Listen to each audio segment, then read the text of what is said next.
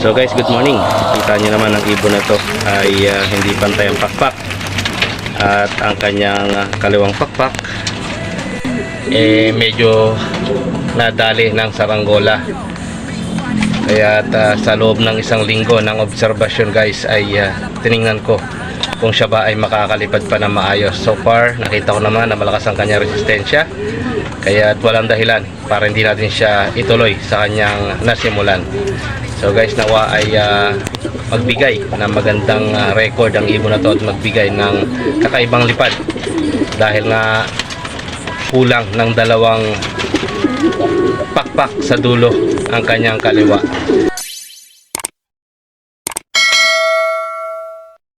So nawa ay bigyan tayo ng magandang record ng kapalaran para sa ibon na ito, upang sa ganun ay may share ko rin sa inyo guys.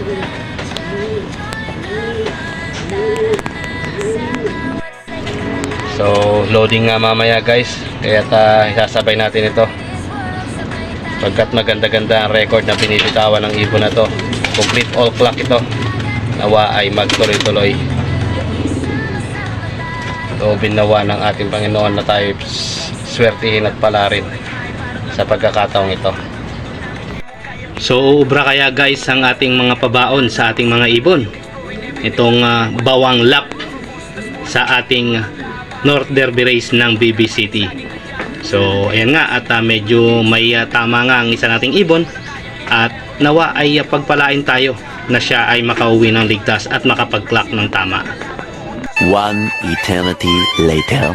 Mother's Day to all of the mothers out there.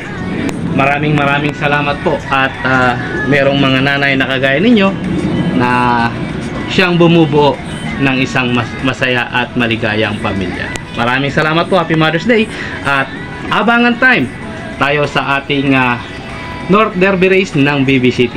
Abangan natin ang ating mga ibon kung maganda ba ang kanilang ililipad ngayong araw na ito.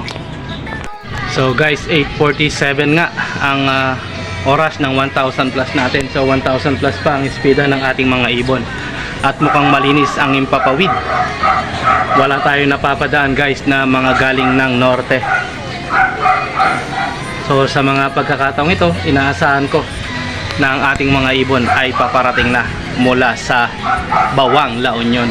Sobrang init guys, umagang umaga. Grabe na ang kagat ng araw, sobrang sakit sa katawan. Yan, may mga unti-unti nang paparating. May mga tumatawid na nga rito, ang dami na nila. Naway isa na rito ang ating mga ibon.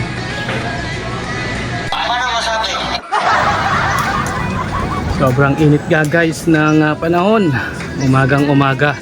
So 900 plus pa rin ang speed ng ating ibon, at wala pa nga.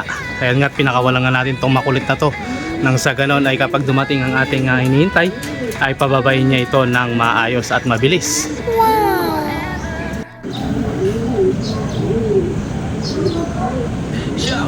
So yun na nga guys, at wala pang dumarating sa ating mga ibon.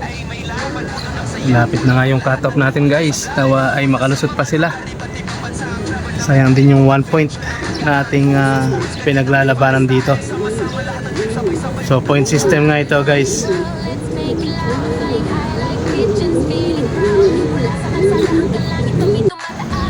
So guys, akala ko ay tapos na ang karera. Mukhang may paparating tayong ibon guys. Ito na. Oops, mukhang hindi. At lumayo pa siya. Akala ko sa atin na yung ibon, pinasabik lang pala tayo. Pero mukhang atin nga ito.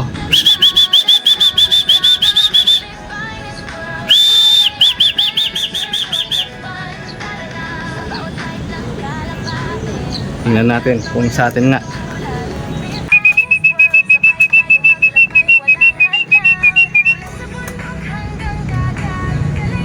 Kung atin man ito ay sayang naman, ay inaaksayan niyang oras.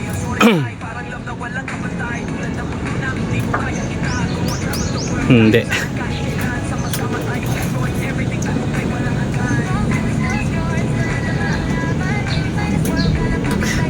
Sa kabilang bahay pala. It's a pig. 2 hours later.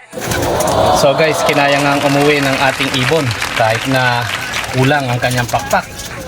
So nakikita ko mukhang hirap na hirap ang ibon natin dahil talaga namang halos kayanin niya lang na makauwi. At kawawa naman ang ating birdie. So although magandang record ng ibon na ito, ay pinagdesisyonan ko na rin na ihinto na muna at kawawa masyado ang ibon na ito. So tingnan nyo naman guys, ang kanyang mata ay magkaiba din. Sa magkaiba na nga ang pakpak, magkaiba pa ang mata. Kita nyo naman guys at talagang napakaigsi ng kanyang pakpak dito sa kaliwa. Dahil nga kinulang tayo ng 2 bagwis sa primary feather pa man din. So kawawa lang ang ibon at magaling siya. Nakakauwi. Nga lang talagang hirap na hirap ang ibon sa kanyang pag-uwi. Marami pa naman ang mga karerang pwede nating salihan. Kaya hindi man natin kagustuhan ang nangyari sa kanya, ay mas mainam na siya ay pahinga muna natin at nang makarecover ng todo ang kanyang katawan, lalo na ang kanyang mga pakpak. So ito na lang ang itutuloy-tuloy natin sa kanyang laban. Maaaring kilala nyo ang ibon na ito.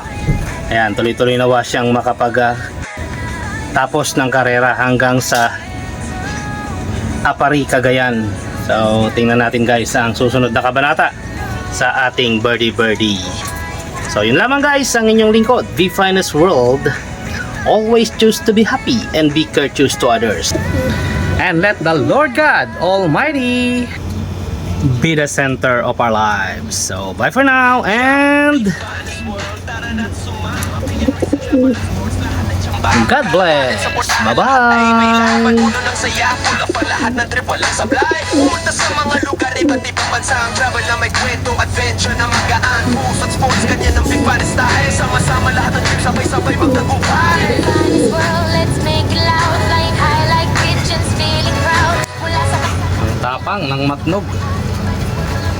So partner niya, ayan, Edwin Muli.